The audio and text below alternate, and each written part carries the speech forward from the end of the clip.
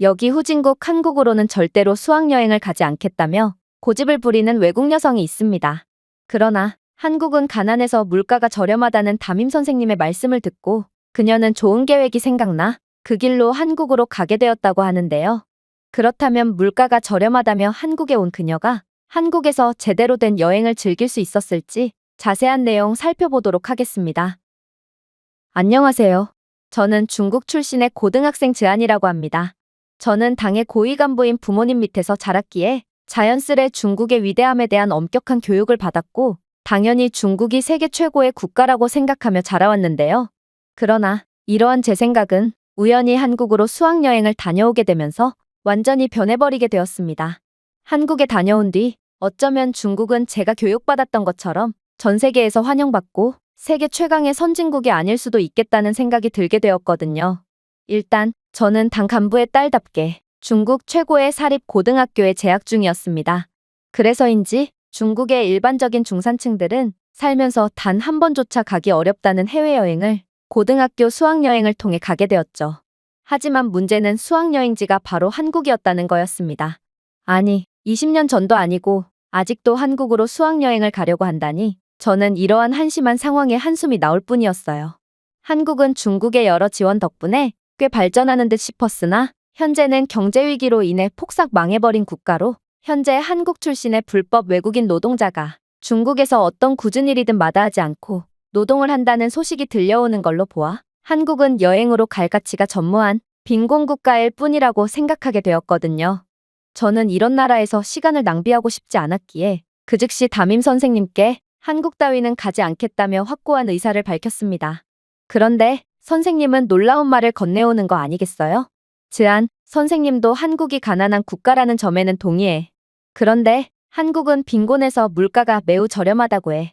그리고 한국인들은 세계에서 유일하게 엄청난 속도로 경제대국으로 발전한 중국의 역사에 존경을 표하고 중국의 여러 강력한 면모를 배우기 위해 중국인과 친해지고 싶어하고 존경심을 느낀다고 한단다. 그야말로 중국인들이 한국에 간다면 그 즉시 황제 취급을 받을 수 있는데 우리가 한국 여행을 마다할 이유가 어디에 있겠니? 이러한 선생님의 솔깃한 말을 들은 저는 생각을 고쳐먹게 됩니다. 아무리 후진국 한국이라지만 중국인에 대한 존경을 한껏 느끼고 자존감을 충전하는 힐링 여행을 다녀오는 것도 나쁘지 않을 것 같았거든요. 그렇게 저는 한국으로의 수학여행을 떠나게 되었습니다. 그런데 저는 한국 공항에 도착하자마자 큰 충격을 받고 말았어요.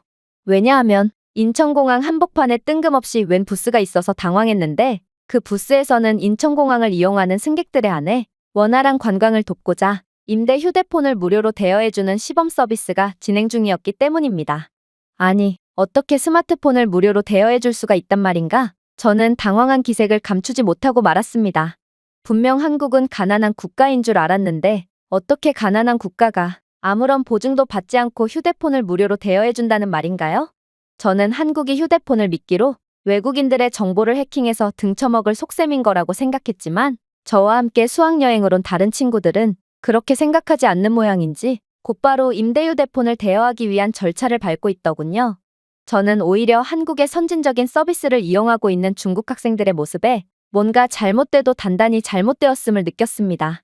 가난한 한국이라더니 오히려 한국과 중국의 상황이 바뀐 것처럼 보였거든요. 사실 제가 다니는 학교가 중국에서 제일 잘 나가는 사립학교긴 했지만 중국 정부의 지역균형 정책 때문에 부자가 아님에도 머리가 좋은 친구들이 정부의 지원을 받고 입학하는 경우가 종종 있는데요. 그런데 워낙 빈부격차가 심한 중국이다 보니 이렇듯 중산층이나 서민계층의 친구들은 정말 상상치도 못한 경제력을 보여주곤 했습니다. 아직도 중국에는 휴대폰조차 없는 사람들이 많은지 지원을 받고 사립학교에 입학하는 학생들은 스마트폰은커녕 수업을 위해 필요한 기본적인 책이나 필기구조차 없는 경우가 많았거든요. 그래서 이들은 어쩔 수 없이 다른 학생들의 물건을 도둑질해서 공부를 이어나가고 있는 게 현실입니다. 그리고 이러한 중국 학생들은 전화통화만 간신히 되는 휴대폰밖에 없거나 아예 스마트폰 자체를 단 한 번도 사용해 본 적이 없는지 잔뜩 들뜬 표정으로 한국 공항에 임대 스마트폰을 대여하고 있는 거 아니겠어요? 저는 이들의 가난한 모습이 중국의 명예를 더럽히는 것 같아 그들을 못마땅한 눈빛으로 쳐다봤지만 제가 할 수 있는 건 아무것도 없었습니다. 그런데 벼랑간 갑자기 한 무리의 학생들이 탄성을 내지르며 경악을 하는 반응을 보이는 거 아니겠어요? 저는 도대체 이번에는 무슨 상황인가 싶어 빠르게 그들에게로 향해 봤는데 충격적이게도 그들이 대여한 임대 스마트폰은 임대 스마트폰이라는 명칭에 걸맞지 않게 엄청난 성능을 보여주고 있더라고요. 일단 인천공항에서 빌려준 삼성 휴대폰으로는 4K 화질의 영상을 실시간 시청하는데도 전혀 문제가 없었는데요. 이건 휴대폰의 성능도 성능이지만 고성능의 무선 인터넷이 제공되지 않는다면 절대로 볼 수 없는 장면이기에 저는 화들짝 놀라고 말았습니다. 그리고 저는 곧 한국에서는 공공 와이파이마저도 최고 속도의 인터넷인 와이파이 6 모델을 지원하고 있을 뿐더러 한국은 엄청난 기술 강국이기에 삼성에서 만든 휴대폰은 아무리 보급형이라도 초고화질의 영상을 전혀 끊김없이 선명하게 시청할 수 있다는 사실을 알게 되었습니다. 사실 이건 중국과는 정반대의 상황이라 저는 어안이 벙벙할 따름이었어요. 중국의 기업들은 자신들이 만든 휴대폰의 성능을 뻥튀기해서 광고하고 있고 실제로는 중국은 고화질의 영상을 시청할 수 있을 만한 휴대폰 제조 기술을 가지고 있지 않거든요. 저는 부모님의 특수한 직업 때문에 반드시 중국산 휴대폰을 사용해야만 하는데 중국산 휴대폰으로는 아무리 고급 모델이더라도 고화질의 영상을 절대로 시청할 수가 없고 조악한 휴대폰 성능 때문에 실시간 라이브 또한 계속해서 끊겨서 마치 동영상처럼 시청해야 합니다. 심지어 중국은 전 세계 최고 속도의 인터넷을 보유하고 있다며 광고하고 있지만 실제로는 그것도 전부 선전용 거짓 광고일 뿐인데요. 중국에서는 무늬만 와이파이지 실상은 연결 자체가 안 되는 공갈 와이파이만이 즐비해 있을 뿐더러 그나마 있는 공공 와이파이도 해킹 와이파이기에 모르는 무선 인터넷에 함부로 연결했다간 곧바로 휴대폰 내의 모든 정보가 해킹당해버리는 게 현실이죠. 그러나 한국은 그저 임대 휴대폰만으로도 이 모든 것을 가능하게 하는 미친 인프라를 보여주고 있었던 것입니다. 저는 이러한 한국의 전혀 예상치도 못한 선진적인 모습에 그저 두 눈을 껌뻑일 뿐이었고 그런 저를 본 담임 선생님은 여긴 공항인 것을 잊지 말라며 한국은 선진국 인척을 하기 위해 외국인들이 많이 다니는 곳에만 집중적으로 인프라를 깔아둔 거라며 너스레를 떨더라고요.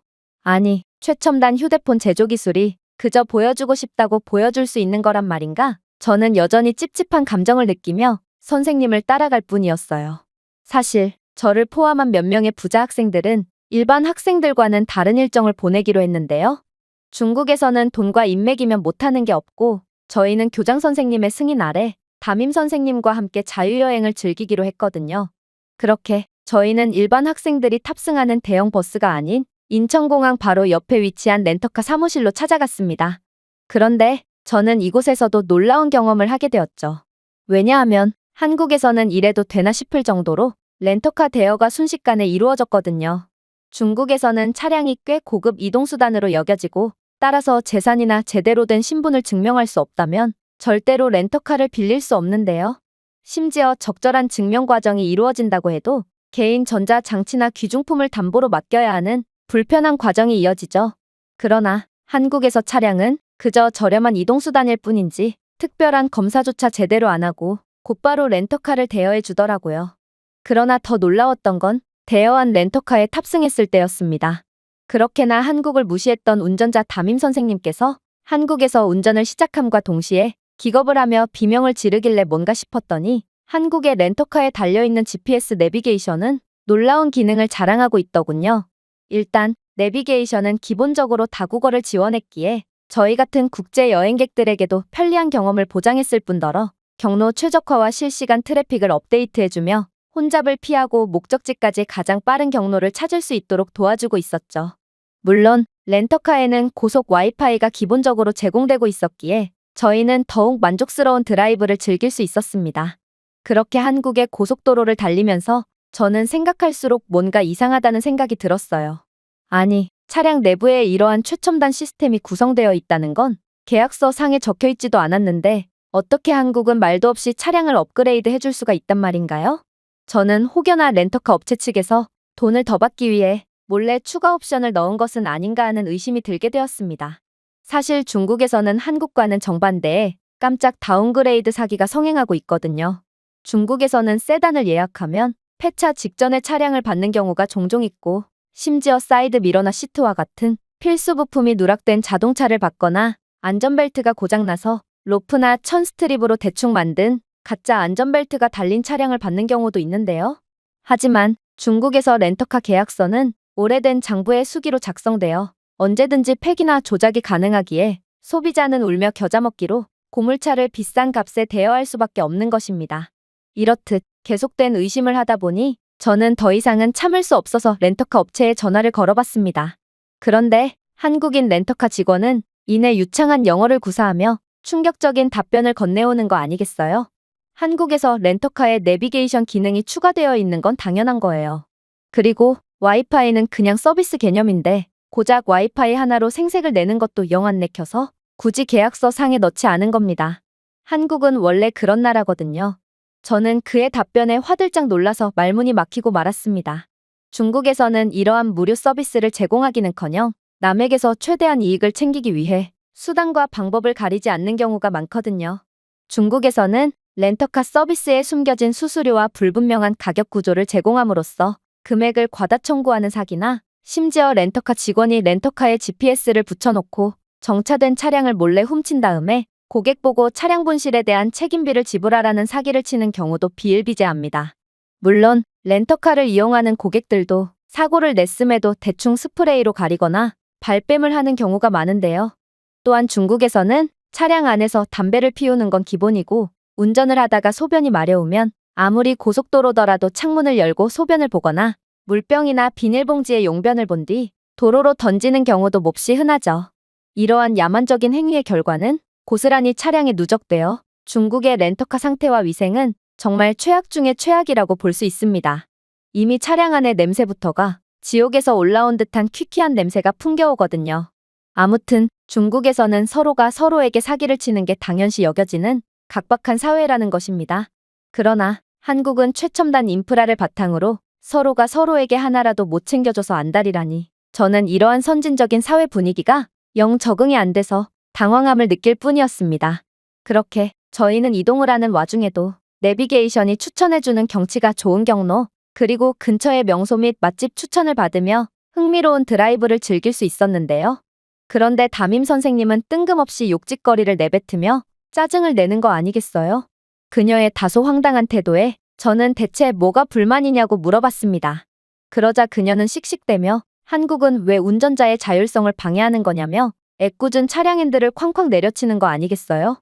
제가 당황해서 선생님에게 자초지종을 물어보니 선생님은 여전히 분이 안 풀렸는지 신경질적인 태도로 말을 이어나갔습니다. 누가 후진국 한국산 자동차가 아니랄까봐 지금 이 차량은 고속도로에서 하나의 차선 내에만 머물 수 있도록 강제하고 있잖아. 너도 알다시피 중국에서는 2차선을 몰고 가며 조금 더 여유롭게 차량을 운전할 수 있는데 한국산 자동차를 운전하니 1차선을 정확하게 지키며 운전해야 해. 이건 명백한 권리 침해라고. 또 한국에는 실시간 교통 CCTV가 왜 이리 많은 거야? 아니, 고속도로를 달리는데 과속을 좀 할 수도 있는 거 아냐? 중국에서는 시속 100km로 달리든 200km로 달리든 음주운전을 하든 아무도 신경 쓰지 않는데 도대체 한국은 왜 이리 규제가 많은 거야? 중국인들은 그러한 규제가 없어도 절대로 사고를 내지 않는데 한국인들은 운전도 못하는 열등한 사람들이니 규제 없이는 절대로 못 사나 봐. 정말 하나부터 열까지 마음에 안 드는 나라야. 그랬습니다. 한국은 이미 AI 시스템이 널리 보급되어 있는 모양이었고 이러한 최첨단 기술을 통해 차선 유지 보조 기능을 만들어 사고를 미연에 방지하고 있었으며 고해상도 CCTV를 통해 사각지대 없이 과속 차량을 통제하고 있었습니다. 솔직히 저는 중국인 운전자들의 이러한 교통법규 위반 때문에 사고를 당할 뻔한 적이 한두 번이 아니고 그 때문에 차량 탑승에 대한 약간의 트라우마까지 생겼을 정도였기에 선생님의 말씀에 차마 동의할 수는 없었습니다. 오히려 한국은 이런 기본적인 부분마저 기술력으로 완전히 대비하고 있다니 이건 완전한 선진국의 모습이라고 생각되어 놀라기만 할 뿐이었죠. 그렇게 저희는 약간의 어색한 드라이브를 이어나가게 되었는데 갑자기 차량에서 굉음이 울리는 거 아니겠어요? 차량 안에 있던 모두는 깜짝 놀라서 정신이 번쩍 들었고 저는 역시나 한국산 차량의 기술력은 형편없어서 이러한 오작동이 밥 먹듯이 일어나는구나 싶었습니다. 하지만 곧 사건의 전말을 알게 된 저는 그 즉시 경악을 금치 못할 수밖에 없었습니다. 바로 운전자인 선생님은 분노와 폭력적인 행동으로 인해 급속도로 피곤해졌는지 그만 졸음운전을 했던 거였고 현대 브랜드의 차량은 운전자의 졸음운전을 자동으로 파악하고 경보를 울려 선생님을 깨운 거였기 때문입니다. 선생님은 졸지 않은 척을 하려고 애를 쓰며 애꿎은 한국산 차량만 욕할 뿐이었지만 저를 포함한 친구들 모두는 슬쩍 침을 닦으며 잔뜩 풀린 눈으로 억지 화를 내고 있는 선생님을 한심스럽게 쳐다볼 뿐이었어요. 그야말로 한국의 기술력이 저희 모두의 목숨을 구한 것과 다름없었습니다. 문제는 저는 선생님의 이러한 책임감 없는 행동으로 인해 일전의 트라우마가 다시 도지고 말았다는 건데요. 그런데 이러한 트라우마로 인한 불안 증세가 막 일어나려던 찰나 저는 놀라운 장면을 목격하게 되었습니다. 그건 바로 고속도로에 존재하는 통합 트래픽 관리 시스템이었는데요. 고속도로에 웬 대형 구조물 하나가 존재하길래 뭔가 싶어봤더니 한국의 디지털 표지판에는 현재의 교통 상황 및 예상 이동 시간, 날씨 및 도로 작업 알림에 대한 실시간 정보를 제공하고 있었을 뿐 아니라 휴게소가 얼마나 남았는지도 정확하게 표기해주고 있더라고요. 이건 정말로 놀라웠습니다. 중국의 경우 교통 표지판은 수십 년째 수리를 하지 않아서 사가서 정보가 아예 지워졌거나 빛이 완전히 바란 지 오래인데요. 심지어 여러 자연재해나 사고에 의해 부적절한 곳으로 이동한 표지판을 통 제자리로 옮겨놓지를 않아서 올바른 정보를 알려줘야 할 교통 표지판이 오히려 혼란을 초래하고 사고 위험을 높이고 있습니다. 심지어 주요 교차로나 연유 같은 혼잡한 도로에서는 시급을 받는 아르바이트생이 직접 볼펜으로 적은 표지판을 들며 인간 표지판 역할을 통해 임시방편으로 혼란을 해소하고 있는데요. 이러한 부분만 봐도 중국의 후진적인 교통 인프라와 열악하고 게으른 행정 시스템을 잘 엿볼 수 있을 테죠.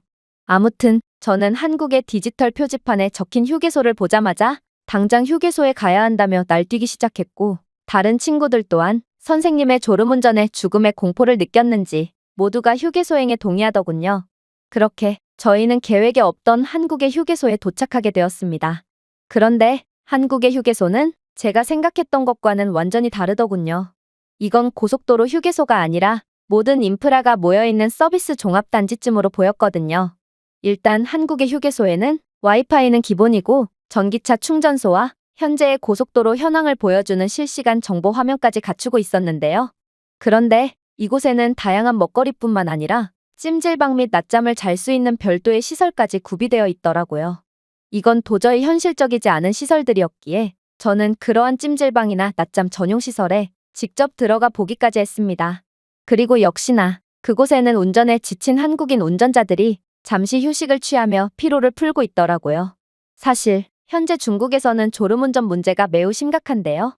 그러나 이에 대한 마땅한 해결책도 없는 상황입니다. 중국 고속도로에는 변변한 휴게소조차 존재하지 않고 그마저 있는 휴게소들은 그 간격이 터무니없이 많이 떨어져 있죠. 그러한 휴게소마저 낮잠을 잘 수 있는 시설은커녕 칸막이 없는 변기만이 놓여있는 열악한 상태에 있는 경우가 많지만 말이에요. 그래서 중국의 고속도로에는 휴게소 대용이 존재합니다. 중국의 고속도로에는 비공식 시장과 노점상이 늘어서 있는 경우가 많거든요. 중국에는 고속도로에서 신문지와 임시천막을 들고 다니면서 간이 화장실을 만들어주는 전문적인 직업까지 존재하는데 중국인들은 이러한 서비스마저 이용하지 않고 그저 남들이 다 보는 고속도로 갓길에서 아무렇지 않게 볼일을 처리할 뿐입니다. 물론 중국에서 길에서 용변을 보는 건 그렇게 이상하거나 무례하게 여겨지지도 않으므로 아무도 신경 쓰지 않지만 말이에요. 이에 한술 더 떠 중국의 고속도로 갓길이나 교차로에는 불법으로 건축된 건축물들이 존재하는 경우도 있고 이러한 건물들은 유료 화장실이나 노점상으로 활용되고 있는 경우가 많은데요. 고속도로를 따라 무단으로 건축물을 건축하고 침범하는 것은 가용 공간을 줄이고 교통을 방해하지만 이들은 지역 조직폭력배들과 비리 공무원들에게 장사비 명목으로 돈을 지불하고 있기에 이러한 불법 건축물들은 철거될 기미가 보이지 않죠. 이게 바로 중국의 처참한 현실이라는 것입니다. 그러나 한국은 처음부터 끝까지 중국에 비한다면 압도적인 인프라와 시스템, 그리고 선진적인 시민의식을 보여줬고 저는 도대체 어떻게 이런 나라를 후진국으로 봐야 하는 건가 싶어 벙찔 뿐이었습니다. 그리고 이렇듯 한국의 선진적인 면모를 몸소 느끼니 저는 한국의 더 충격적인 인프라들이 눈에 들어왔어요. 한국의 고속도로에서는 종종 드론을 통해 교통 상황 파악이나 위법 차량을 감시하고 있었고 도로는 작은 흠 하나 없이 완벽한 상태를 유지하고 있었거든요. 한국은 그저 평범하게만 보이는 고속도로마저도 그저 평범하기만 하지는 않았던 것입니다. 생각해보세요. 중국은 드론이라는 최첨단 기계를 사용하여 교통 상황을 파악할 능력 자체가 안 되고 인력을 투입할 예산도 없어서 음주운전이나 졸음 운전자들을 잡아내지도 못하고 있습니다. 심지어 고속도로에는 운전자들이 버린 쓰레기와 용변, 그리고 예산 부족으로 미완성된 포장도로가 즐비해 있기에 미관상으로도 보기 안 좋고 이런 열악한 도로를 달리다 보면 차량 손상이 자주 발생하죠. 그러나 한국은 완벽한 인프라를 갖추고 있었을 뿐더러 도로의 유지보수 또한 모범적으로 이루어지고 있는지 이들은 정말 차원이 다른 모습을 자랑하고 있었습니다. 저는 이제야 중국의 세뇌에 속아 한국을 잘못 판단하고 있었구나를 느꼈지만 담임 선생님은 역시나 정신을 못 차리고 연신 쓸데없는 불평을 하며 한국을 비하하고 있더라고요. 그리고 그렇게 저희의 목적지인 부산에 도착해서도 선생님은 가난한 한국의 낮은 물가를 고려한다면 중국인들은 한국에서 뭐든지 구매할 수 있다며 저희를 딱 봐도 비싸 보이는 레스토랑에 데려가려고 했어요. 저는 이때부터 상황이 뭔가 잘못 돌아가고 있음을 느꼈지만 선생님은 정말 막무가내였습니다. 역시나 결과는 끔찍했죠. 선생님은 메뉴판도 제대로 안 보고 다 먹지도 못할 음식을 마구잡이로 시키기 시작했고 음식은 맛있긴 했지만 계산할 때가 문제였습니다. 한국의 물가는 중국보다 최소 2배는 비쌌고 특히나 이러한 고급 레스토랑은 일반적인 중국인이 도저히 감당할 수 없을 만큼 비쌌거든요. 물론 그저 평범한 옷차림의 평범한 한국인들은 이러한 고급 레스토랑의 식비가 전혀 부담되지 않는다는 듯 너무나도 태연하게 음식값을 지불하고 레스토랑을 떠났지만 중국에서 온 저희의 상황은 완전히 달랐습니다. 중국은 기본적인 물가 자체가 낮기 때문에 아무리 비싼 레스토랑을 가도 한국 레스토랑에서만큼의 많은 돈을 지불하지는 않거든요.